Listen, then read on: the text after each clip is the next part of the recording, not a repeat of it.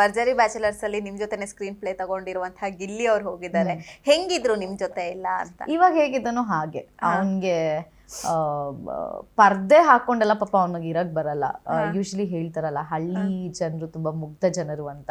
ಹಾಗೆ ಅವ್ನಿಗೆ ಎಲ್ಲಿ ಏನ್ ಮಾತಾಡ್ಬೇಕಂತಲ್ಲ ಏನು ಗೊತ್ತಾಗಲ್ಲ. ನಾನು ಸಿಕ್ಕಾಪಟ್ಟೆ ಸಲ ಇರಿಟೇಟ್ ಆಗ್ತಾ ಇದ್ದೆ, ಇಲ್ಲ ಅಂತೆಲ್ಲ ಬೈಸ್ಕೊಳ್ಳೋನು. ಅಂಡ್ ಅಡ್ಜಸ್ಟ್ ಆಗ್ತಾನೆ ಗೊತ್ತಾ ಅವನು.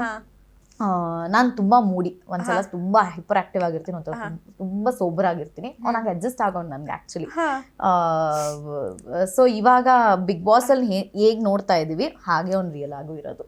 ಎಷ್ಟೋ ಜನ ಅಂತಾರೆ ನಾಟಕ ಮಾಡ್ತಾ ಇದ್ದಾನೆ ಇವನು, ಹಿಂಗಿಲ್ಲ ಅನ್ನುವಂಥದ್ದು. ನೀವು ತುಂಬಾ ಟೈಮ್ ಅವನ ಜೊತೆ ಕಾಲ ಕಳೆದಿದ್ದೀರಾ, ಡಿಕೆಡಿನೂ ಮಾಡಿದ್ದೀರಾ.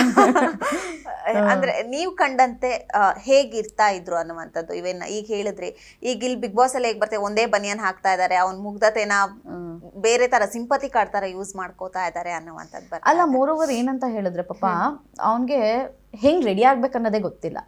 ಅವನು ಒಂದು ಸೆಟ್ ಕೆಲಸ ಮಾಡ್ಕೊಂಡು ಬಂದದಂತ ಹುಡುಗ. ಸೆಟ್ ಕೆಲಸ ಮಾಡ್ದ, ಆಮೇಲೆ ಕಾಮಿಡಿ ಕಿಲಾಡಿಗಳು ಮಾಡ್ದ. ಸೊ ಅವನ ಟ್ಯಾಲೆಂಟ್ ಇಂದ ಒಂದೊಂದೇ ಸ್ಟೆಪ್ ಇಟ್ಕೊಂಡೇ ಬಂದ. ಅವನಿಲ್ಲ ಅಂತಲ್ಲ. ಅವ್ನು ಬನಿಯನ್ ಯಾಕೆ ಹಾಕೊಂಡಿದ್ದಾನೆ ಅಂದ್ರೆ ಅವ್ನ ಅಬ್ರಿಂಗಿಂಗ್ ಪಾಪ ಹಂಗಿರೋದು. ಅವನು ಯಾವುದೇ ಸಿಟಿಲಿ ಐಷಾರಾಮಿ ಜೀವನ ಮಾಡಿ ಬೆಳೆದವನಲ್ಲ, ಒಂದು ಹಳ್ಳಿಲಿ ಒಂದು ರೈತನ ಮಗ ಅವನು.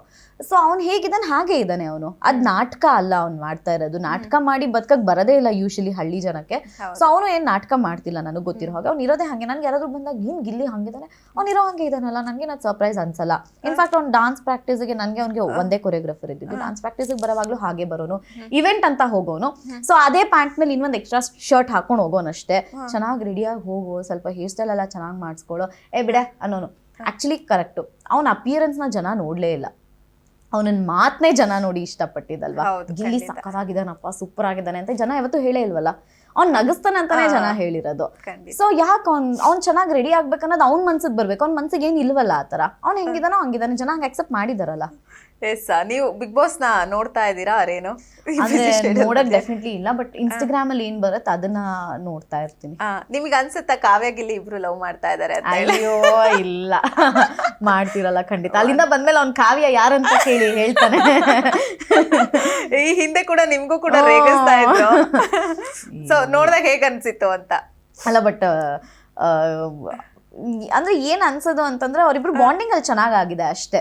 ಅಂದ್ರೆ ಅವ್ನ್ ಒಂದ್ ಕಂಫರ್ಟ್ ಝೋನ್ ನ ಹುಡುಕೋತಾನಲ್ಲಿ ಅಷ್ಟು ಜನರ ಮಧ್ಯೆ ಅವಳು ಕಂಫರ್ಟ್ ಆಗಿರ್ತಾಳ ಅಷ್ಟೇ ಅವ್ನಿಗೆ. ಸೊ ಅದಕ್ಕೆ ಅವಳ ಜೊತೆ ಕ್ಲೋಸ್ ಆಗಿದೆ. ನಾವು ಸಿಕ್ಕಾಪಡೆ ಫ್ಲರ್ಟ್ ಮಾಡ್ತಾನೆ, ಇಲ್ಲ ಅಂತ ಏನಿಲ್ಲ. ನನ್ ಜೊತೆ ಫ್ಲರ್ಟ್ ಮಾಡ್ತಾನೆ, ಗಗನ ಜೊತೆ ಫ್ಲರ್ಟ್ ಮಾಡ್ತಾನೆ, ಇವಾಗ ಕಾವ್ಯ ಜೊತೆ ಫ್ಲರ್ಟ್ ಮಾಡ್ತಿದ್ದಾನೆ ಅಷ್ಟೇ. ಹಾಗಂತ ಯಾವತ್ತೂ ಅವನು ಏನು ಅದನ್ನ ಒಂಥರ ಇರಿಟೇಟ್ ಆಗೋ ತರ ಎಲ್ಲ ಯಾವತ್ತೂ ಪಾಪ ಮಾಡಲ್ಲ. ಅವ್ನು ಇರೋದೇ ಹಾಗೆ. ಅವನ ಕಂಫರ್ಟ್, ಇವಾಗ ನಿಮ್ ಜೊತೆ ಕಂಫರ್ಟ್ ಬಂತ ಅನ್ಕೊಳ್ಳಿ, ನಿಮ್ ಜೊತೆನೂ ಫ್ಲರ್ಟ್ ಮಾಡ್ತಾನೆ ಅಷ್ಟೇ. ಆ ಕಂಫರ್ಟ್ ಝೋನ್ ಅಷ್ಟೇ ಕಾವ್ಯ ಅವನ್ಗೆ. ಆ ಬಿಗ್ ಬಾಸ್ ಮನೇಲಿ ಕಂಫರ್ಟ್ ಝೋನ್ ಆಗಿದ್ದಾಳೆ ಅಷ್ಟೇ.